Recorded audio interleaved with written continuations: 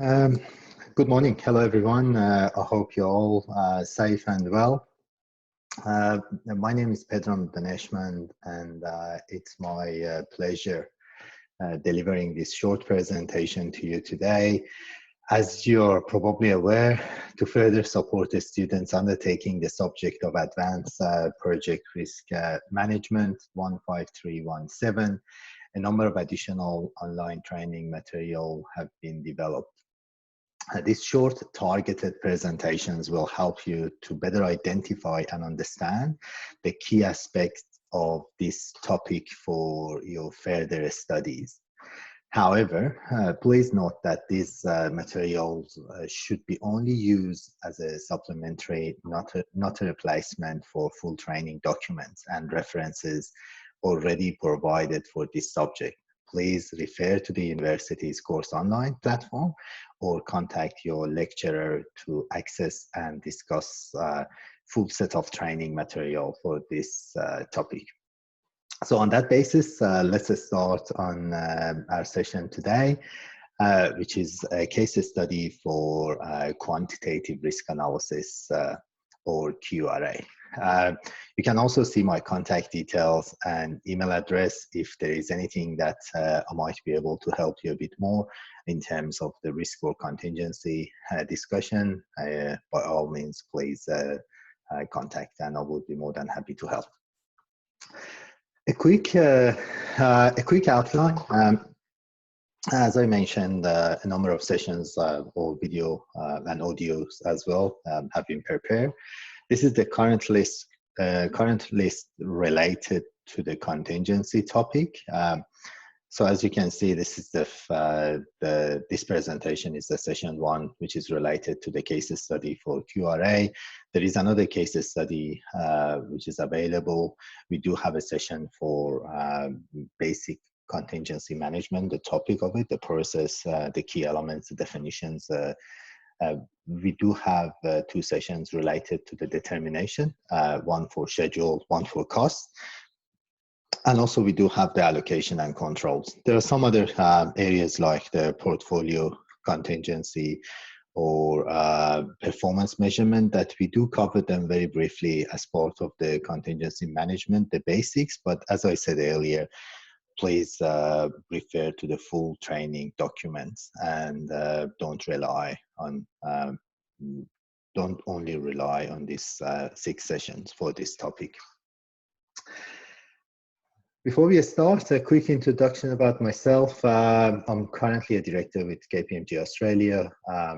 My background, technically, I'm a civil engineer, did a design, a master in designing the infrastructure and the hydraulic, but I never became a designer. I work mainly with the tier 1 contractors, and then probably about 18 years ago, I got my interest into risk management, and I found it quite interesting topic, especially in terms of developing and delivering major infrastructure. So I decided to spend my time within this space, and eventually I back to uni, got my second master in terms of mainly on the quantitative risk analysis and how the risk-based project controls can help developing major infrastructure projects a bit easier. And then, yeah, I'm currently the president, New South Wales president of Risk Engineering Society as well, which we are one of the technical associations under Engineers Australia. If you're interested, we do have a group on LinkedIn, a website. You can become a member, or please send us an invitation. Or even myself, I'm on LinkedIn and welcome any connections or invitation to be connected. And if there is anything that I can help in this field, please let me know.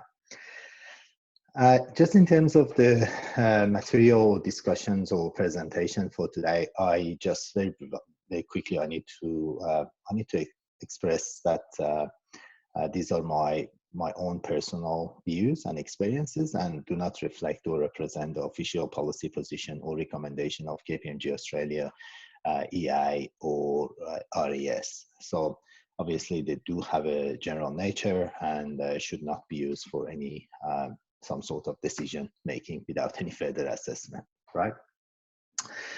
Good. I think on that base, we should be okay to get going for the topic today. Just before, considering that today's session is for a QRA case study, I thought that would be good to give you a little bit more just where we sit in terms of the QRA and how does the QRA works and relates to the risk management before take you through the case study, right? So in terms of when you look at the risk management process, the key document that we are referring to is the ISO 31000, 2018, which is the latest edition. And there are three pillars of areas of focus for risk management. When you start from here, you see the framework, and this is some of the how you set things up. But before even you think about the framework and before you just say that, oh, we need to design, implement, evaluate, improve integration, the first key important pillar is sitting on the top. And that's probably is the one that the latest edition of ISO 31000 is taking to quite a good level, because these are the principles. And principles is, and I'm not going through them, so it's actually, you do have access to the ISO 31000, you can have a read later. But it's so important that making sure that the risk actually adding value and creating and protecting the value for organization. I've seen many organizations that they do have a risk management in place and they do have a risk register, but they're not getting any value out of it. It becomes a checkbox, or it becomes some sort of as a compliance rather than adding value to the organization and helping organization to make informed decisions. That's quite important and difference that make sure that you do have it. So we do have the principles, and out of the principles we will get the framework and establishing the framework to do it. At the same time, this is this pillar that I'm quite interested for the purpose of the QRA, because that's the risk management process. And if you haven't done your training for the risk management process yet, I strongly recommend that you do that first before you try to discuss and understand and review the QRA, quantitative risk analysis. But assuming that you have done the risk management, this is the process, and I'm sure you have been across that. From establishing the context to identification, analysis, evaluation, treatment, communication, consultation, monitoring, and reporting at the same time. The part that we are interested for the purpose of today is the risk analysis. Now, risk analysis is a step that will help us to better understand and quantify the extent, how big the risk is, how likely, what's the consequence, what's the range of the impacts might have, is that the time, is that the cost. So that's the risk analysis. And there are two types of risk analysis methods that if you want to group them, we generally group them into two groups. One is the qualitative risk analysis, and the other one is quantitative risk analysis, or QRA. Qualitative, it's like just saying the word, is a qualitative. It doesn't have any numbers, and if those methods have any numbers, those numbers don't make any sense. That it's just a number to just give you a ranking. But like, for example, if you say 1 to 5, the 1 to 5 doesn't mean any. They don't have any real meaning. Like, for example, 10%, 5%, whatever. They don't have that sort of actual quantitative aspect into it. On the other side, the quantitative risk analysis, or QRA methods, bring that sort of complexity and that sort of value to the risk analysis, because you can actually, they're tangible. If they're talking about the dollar impact, they will say, is that the $100 or is that the $1,000? Rather than just saying that, oh, the impact might be minor or major. Because what's the definition of minor or major? How do you define minor? So when you compare the qualitative and quantitative, that's the difference between them. I usually ask What's the best source of or reference for risk assessment? And I personally think there are many documents available. There are many references, good recommended practices. I personally like and recommend the ISO 31010, the latest edition, which just came last year, 2019. And that's the risk management for risk assessment techniques. And I found the document quite useful, especially the latest edition.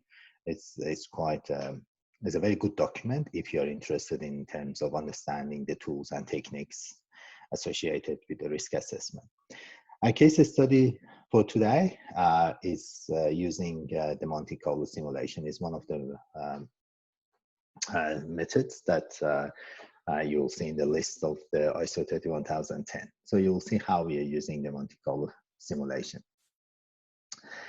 If you haven't done the simulation, that's great if you have done the simulation before.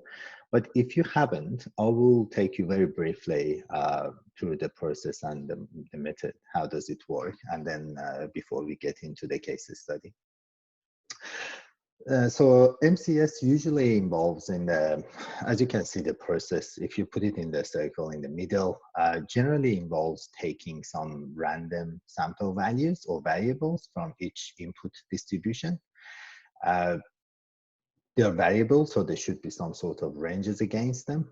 And then the other elements that is important before we put into the model is the correlations. And correlations are possible dependencies and relationships between variables or between risk factors. Like, to give you an example, generally when we put the cost estimate, we put the design of the generally the cost of the estimate is estimated based on the direct cost. So if the cost of the direct goes up, the cost of the design will go up as well. This is a correlation. So in terms of the modeling, we need to make sure that we link those two items together. Otherwise, there are some scenarios that the direct cost will go up and the design doesn't go up. So these are the ones. So at a very high level, this is how it works. So the model, the Monte Carlo simulation or the MCS model does have those. Then what it does is that it will take the random sample values from each input distribution and performing calculation to derive a result value and representing the process through a series of iterations. How?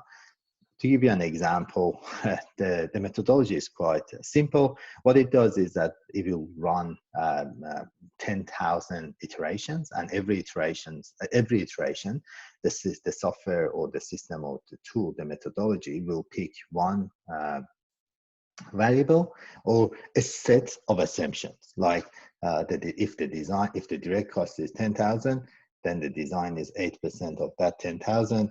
Then there is another assumption for the productivity rate, another assumption for the duration, another assumption, and so on and so on.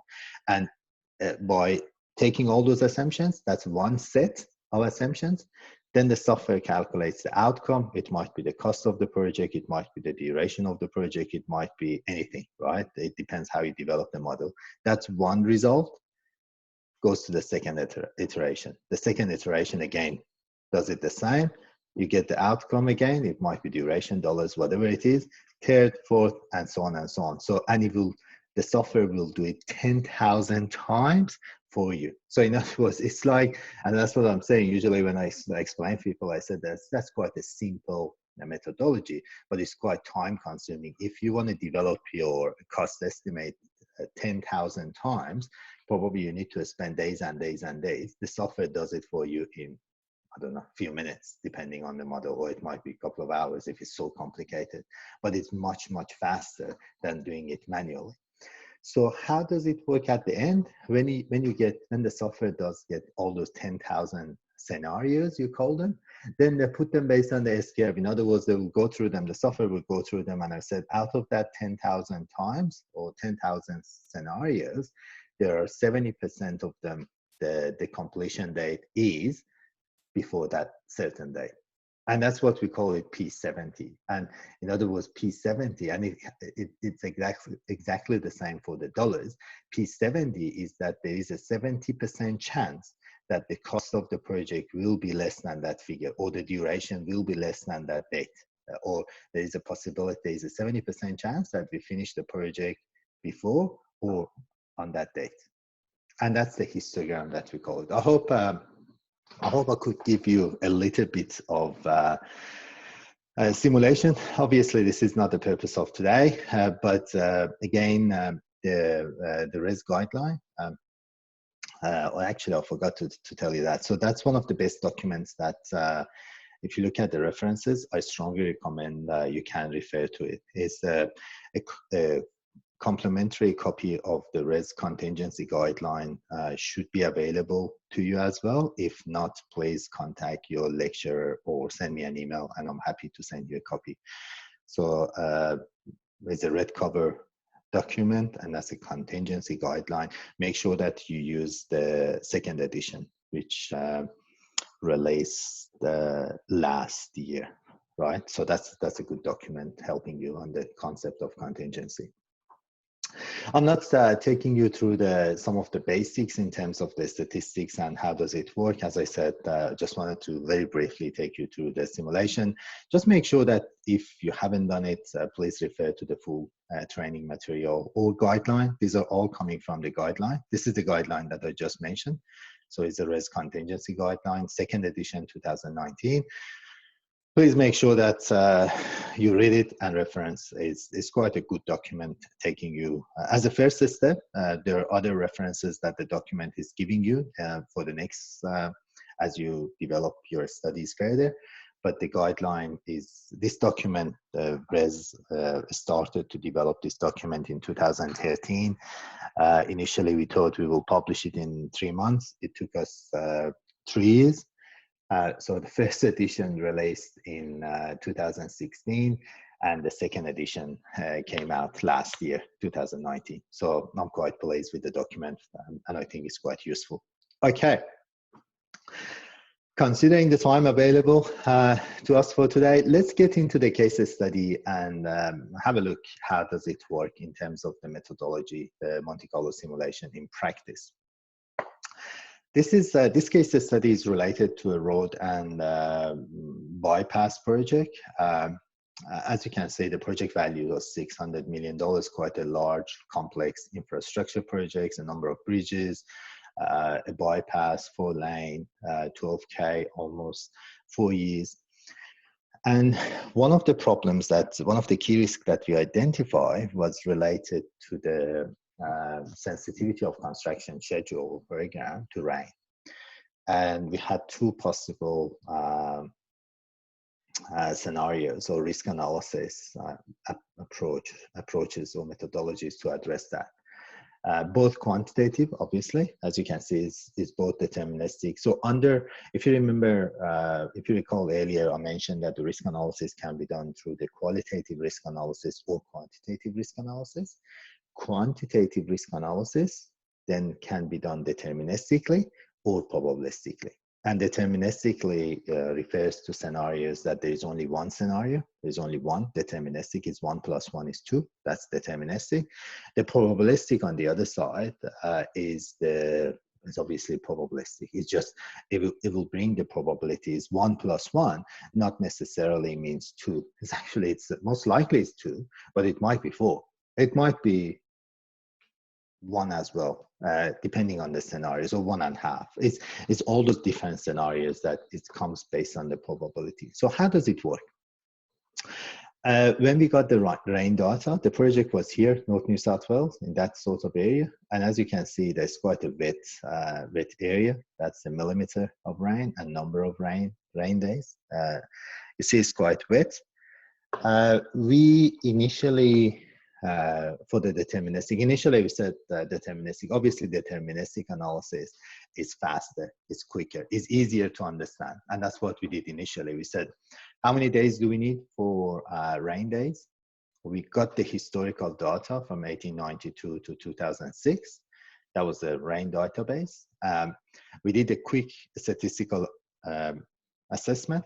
We got the mean 56 or average, median 52 and max 176. What do you do initially? The first and easiest assumption to make is the average, and that's what we did. We just say 56 non-working days per year, management review, rate contingency. However, in my experience, usually when you're dealing with the risk and some sort of uncertain circumstances, I usually recommend people that challenge themselves and challenge the team with this question: are you confident enough? And that's quite a fundamental question, because when you look at that process and the numbers, at the time I challenged myself and my team with this question, and I said, look at the data. Are we confident enough? And simply the answer at the time was no. And probably you can guess why the answer was no, because when you look at the maximum 176, and you're making assumption on 56, yeah, okay, I understand that the likelihood of getting to 176 is quite low, right? However, what about if you get to 70, 80, 90, 100, right? Forget about 176, that you cannot prepare for the worst case scenario, because that's the worst case scenario. But what about if you get to 70? What about if you get to 100? Can you afford $30 million impact with that sort of assumption? Because you're dealing with the per year, right? So the difference between, if it goes to 100 days, from 56 to 100, that's per year times 4. You can imagine how significant the exposure might be. So that's quite a serious importance. So we said, no, we cannot afford it. The rest actually is quite easy. And I'm not taking you through a lot of calculations, because that's not the purpose of today. But we went through a next level of details. We just went through some of the probabilities, like how much rain actually is important for us. Which one? Is that 5 mil is important? Do we have any consequential factor? And if you haven't heard the consequential factor, it's like, for example, if you get 40 mil rain today, and you're doing excavation, you're not just losing today, because you will lose tomorrow, and then you will lose the day after. Because it will take 2 days for the soil to drain. And that's sort of consequential factor. So you need to have the consequential factor into the model. So how does it work for us? This is how it worked. We took it to the probabilistic level. So we said we need to have a distribution, we need to discuss, we need to have a proper probabilistic analysis, some of the graphs that we went through it, and you see we started to see the different distribution from rain for each month, and for each some sort of volume of rain. And by the way, we also cleaned some of the data. Like, for example, previously we just had adding all the rainy days and dividing them by the number of days, and so on and so on, which was quite very simple. But then we said, hang on a sec, if we get rain less than 5 mil, for example, it shouldn't make any impact, right? It's just a few drops, and then the team can get back, or even if they don't, probably they don't need to stop working. So we exclude them, we clean the data before we use them. And you might be interested to see the actual. Actually, I do have actuals. So look at the estimate. Do you remember the 56 deterministic one? We said 56. After we take it to the probabilistic one, we said our recommendation to the executive was that use 68 days per year for the likelihood of 85%. That's what it means, the P85. The management decision was that no, it's too much. Let's go for 63 days, and that's a 70% confidence. And this is the actual, everyone. So it is quite, and it was quite interesting to see that the actual was even more than what we predicted. However, from the assumption that we had 63 to 72, that was 9 work days, 9 days, and we could cope with that exposure. Just imagine that if we had our assumption on 56, we couldn't afford the difference between 56 and 72. The other thing before I finish is that, and with Scott, the team, we quite often laugh with each other, and they said, look, we didn't get it right, and still the magic didn't work. But the point of discussion was that overall it was successful. The project actually was success for us as a contractor, and for a client, because eventually it comes to have you put the proper risk assessment in place. We never, and I mean, even my experience, we never get it 100% right. There is very unlikely, but it's very rare. You cannot get it unless it's a matter of fact, which is actual. You never get it right, that's exact right.